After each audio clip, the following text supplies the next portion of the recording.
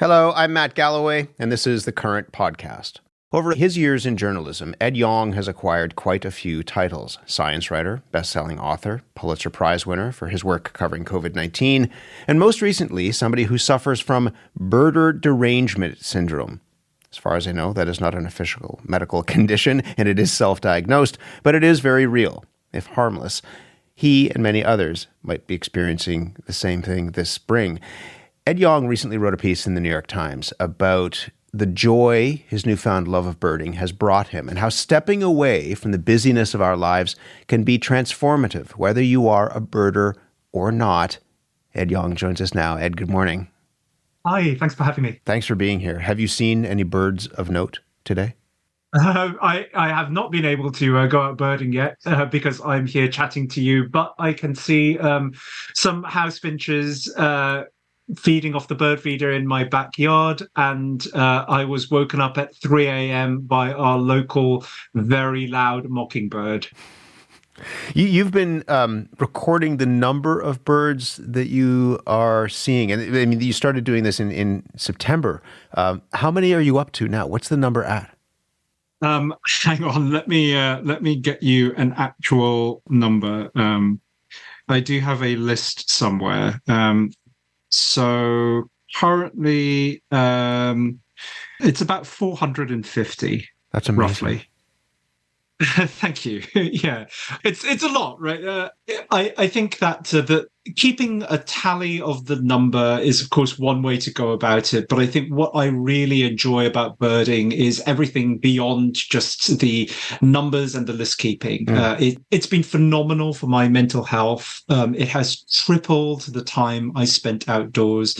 It has completely changed the way I interact with and appreciate the natural world. It really has been a completely transformative hobby that makes nature feel so much more accessible, so much more poignant, and just so much closer to my daily life than it has ever been before. And I'm a science writer who's written about the animal kingdom for as long as I've written about anything. And yet, this has just radically changed how I interact with it. How did you fall into this? Because to your point, in this piece for the Times, you wrote that you've cared about birds your entire life, but becoming a birder is different. How did this happen? So I moved from DC to California, to the Bay Area, in May, and then a bunch of things happened in quick succession. I walked into my house for the first time and saw an Anna's hummingbird perched on a tree in the backyard. One of my good friends, Jenny Odell, who's an incredible author, lent me a copy of her field guide because she was traveling for a little while, and she had so generously and thoughtfully annotated it with all of her favorite birds, like which ones I would be most likely to see. I downloaded an app called Merlin, which identifies the songs of birds in real time. And I would take it for walks around my neighborhood while I was walking my dog or on hikes, and marveled at just being able to know who was around. Knowing birdsong, I think, gives you this glorious feeling of extending the scope of your senses and your awareness. And all of these factors together just created this little itch that I then had to scratch by going out to places specifically with the intent of looking at birds. And that's the moment where I think I really became a birder. Can you describe that moment? You write about going out to a wetland near your home.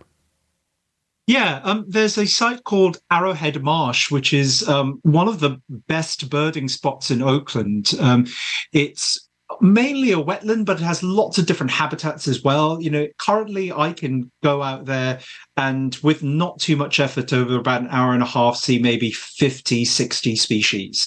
But, on that day, I went to the site and walked out onto a pier and sat on this boardwalk, looking over this grassy marshland.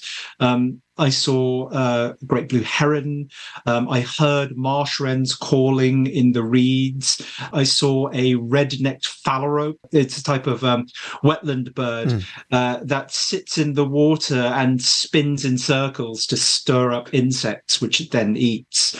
And, I had this incredible sense of calm and tranquility. It's been a rough several years for, I think, all of us. It's been very rough for me, having to cover the COVID pandemic and trying to make sense of that. My head is almost always swarming with thoughts, concerns, ideas, anxieties. And just in that moment, I felt still and entirely focused on everything around me, with my ears, with my eyes. It was just such an intensely meditative experience. I've tried meditating before with varying degrees of success, but this felt like more meditative than meditating. All the clamor in my head just dropped out, and I just felt there. And that is the sensation that I still get all the time in birding. The world falls away, and in the New York Times piece, I write about how it's possible to see that as an escape from reality, but I actually think of it as an immersion in the true reality. Here is the natural world. It is all around us. It is so close to my life and my home. One gets so caught up in all the ridiculous minutiae of everyday life, and you sort of forget that this incredible expanse of nature exists, that it has been existing for millions and billions of years. And I think being able to really pay attention to it is wonderful and really life-changing. You mentioned Jenny Odell, your friend. I mean, she's the author of, I said this to her, like a book that changed my life, How to Do Nothing, which is is about that immersion in the real world and understanding what the things that we think are important are doing to us, things like social media and the pull of the algorithm and what have you. Can you talk a little bit about that? You left, for the most part, Twitter, now X, long before it became X. You were very active on it and you left it. How do you see a connection between something like that and immersing yourself in, as you say, the true reality? Yeah, that's a great question. When you asked me how I came into birding, I gave you a few things, but really there was this confluence of many other factors. And Jenny's book is one of them. Saving Time, I think, is just a masterpiece. And I think hit my life at exactly the right time when I was on sabbatical from my work. I was trying to reevaluate the way I think about my value and my professional and personal life and the intersection between those two. Reading Saving Time was part of this process of understanding that if I think of things like birding, the things that give me joy and expand my world, as just a sidebar to my work, which is how I judge my worth, then I will always be at breaking point. It made me realize that I needed to create time for these activities that actually are not the sidebar for a fulfilled life, but their very essence. And creating a contrast between that brings you joy and what you refer to as kind of ceaseless production. Yeah, I've sort of for the longest time defined myself according to how much I was writing. At my peak, I was pumping out 3 to 5 pieces every week. During the height of the pandemic, I was writing, a 3,000 to 5,000 word feature every couple of weeks. Now, I'm proud of that work, but it burned me to a crisp. And I think that all of that got me to a place where I wanted to reevaluate how I thought about what makes me whole and what gives my life meaning. So I'm still writing, I'm working on another book, but I'm trying to take the time to be out in nature, to be off my phone, to be away from the frankly tiresome discourse on social media and into this, what I've already described as the true reality. Birding gives me a lot of that. It gives me a connection to nature, it gives me a sense of community. In Oakland, there was a moment last month when a local birder found a Cassin's sparrow, at a local site. Now, this is a bird that's found in the southwest. It had, to that date, never been recorded in the East Bay before. It is, even by sparrow standards, a drab bird, right? It is a grey and brown bird. It has a beautiful voice, but it's very rare in these parts. And dozens of local birders flocked to this site to look at this bird, and many of whom, even people who've been birding for like decades, were seeing this species for the first time. And I think just to be part of that communal sense of joy, to find so much wonder in an animal that looks, so innocuous and so mundane to the average eye, was an incredible experience. I think it's sort of easy to roll one's eyes at people, losing their minds over a tiny grey-brown sparrow. But I've spent a long chunk of my professional life scrolling endlessly through takes and thoughts on Twitter and what have you. And I can tell you which of those two activities feels more ludicrous to me. And it's definitely not the one with the sparrow. One of the reasons why I wanted to talk to you, and one of the reasons why this piece really connected, aside from a shared love of birds, is I think a lot of us have had that idea that we're squeezing the joy and wonder into the remaining parts of our life, that everything else is consumed by, as you said, that ceaseless production, and that we wish we could find more moments for joy and wonder. When you were able to do that, when you were intentional about carving out that time, what did you find about yourself? I found that I was happier. Right, like I became less anxious, I sleep better. There's so much about birding we can talk about, right? I think so much of the world around us contracts our experience, whether it is algorithms that funnel us towards specific interests, or a pandemic that literally forces us to be in a smaller physical space or a smaller social network than before. And I think birding is exactly the opposite. Birding is expansive. It makes me look into treetops. It allows me to hear and work out who is there over large distances. It connects me to millions of years of evolutionary time. And there's something just actually quietly radical about the simple act of spending a lot of your day just looking up. I spend hours of every day outside in the sun, gazing into treetops or into the distance. And I cannot tell you how transformative that feels. It feels like such an antidote to, a lot of the things that are ailing us right now. I don't know about you, but I certainly feel like almost all of my close friends are struggling right now, or at the very least going through a period of serious introspection. Like, what is my place in the world? How do I navigate this society whose institutions fail us at every turn? Like, how do I make meaning amidst the chaos? And my answer is not just, well, go birding, right? But that's part of it. It's about feeling connected to the natural world, taking time for yourself, looking up, listening. It's about all of that. Having done that, and being intentional about doing it, how do you make decisions now about the stories that you want to tell now as a journalist? Yeah, that's a great question. So I'm currently focused on bigger projects. So I'm working on a third book.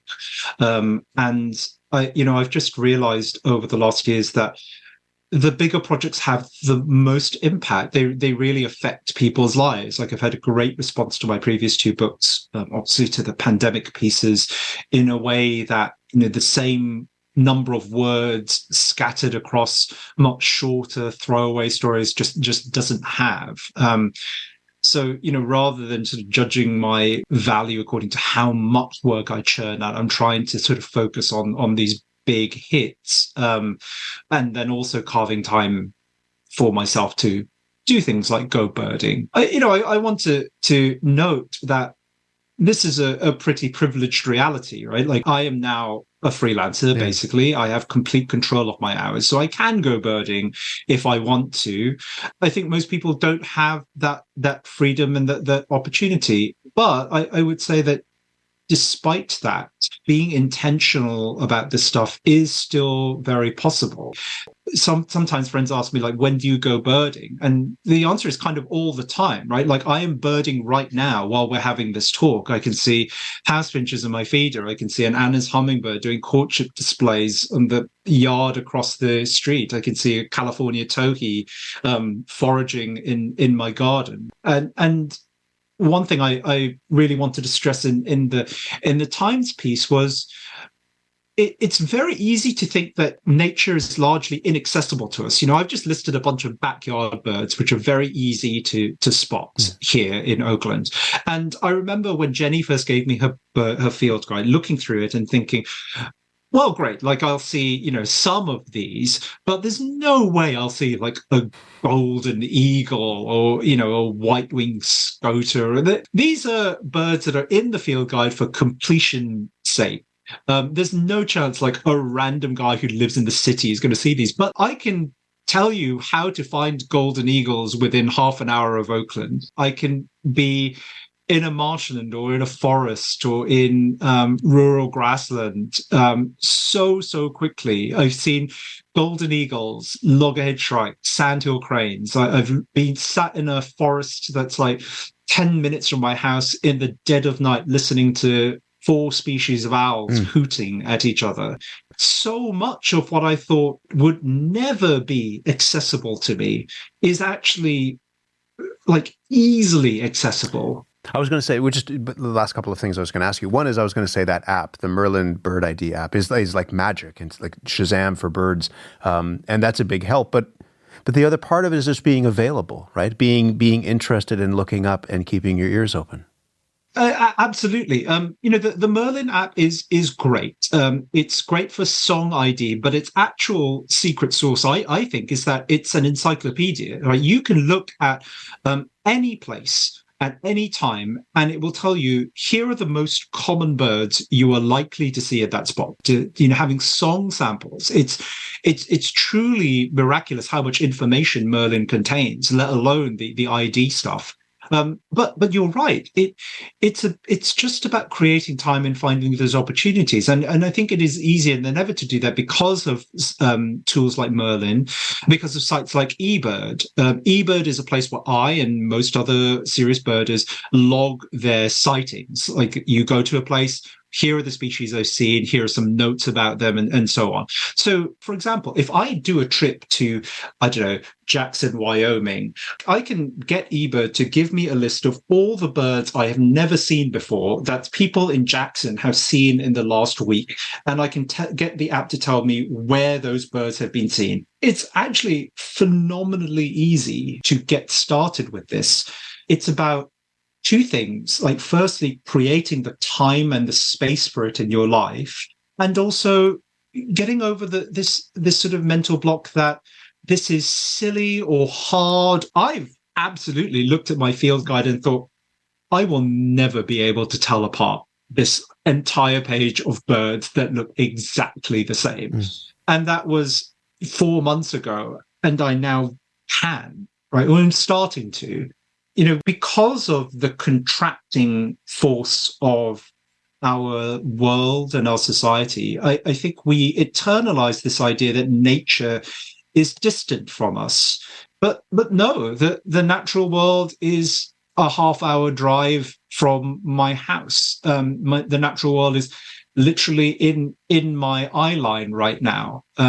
It's everywhere, and I think understanding that and being able to tap into it has just changed my life, and I hope it can do that for other people who are trying to work out, what to do with the moment. What are you looking for in the spring migration? Some early arrivals are already on the move, but it's about to happen. What's one thing you're looking for? I had a really great day yesterday. I saw my first Bollocks Oriole, beautiful orange and black bird. There are a few things around here that will come up in the next couple of weeks. So lazuli buntings, western tanagers will be back. Calliope hummingbirds with their beautiful streaked throats. I hope to see all of them. I can't wait. I think it's going to be a busy couple of weeks. I'm looking forward to seeing new things for the first time because I really only started birding in earnest in September of last year. So I didn't. This is, baby's first spring migration. Many of the species I'm very familiar with now are busting out these songs that I've never heard before. I got to hear a ruby crowned kinglet do its courtship song for the first time. I was just blown away. They have a breeding plumage that I've never seen. Like a lot of the shorebirds, the loons, the grebes are just now like decked out in fancy colors when they were mostly grays and browns for most of the winter. And I think that's part of it too, right? Like birding is a reminder that of the very granular change in the world, like as the seasons go past. Previously, I would have noted the trees getting their leaves or losing their leaves. I would note the lengthening or the shortening of the days. But I now have this sense that, this is the week when ash-throated flycatchers are going to start showing up again. This is the week when the ruddy ducks get their bright blue bills. And that's part of appreciating nature on just a much finer scale than before. I'm delighted to talk to somebody who is also suffering from, as you said, birder derangement syndrome. It feels like a pretty good place to be. Ed Yong, what a pleasure. Thank you very much. Yeah, thanks for having me. Always a pleasure. Ed Yong is a science writer and birder. His latest book is called An Immense World, and that sense of enthusiasm and wonder that he has about that is amazing and infectious.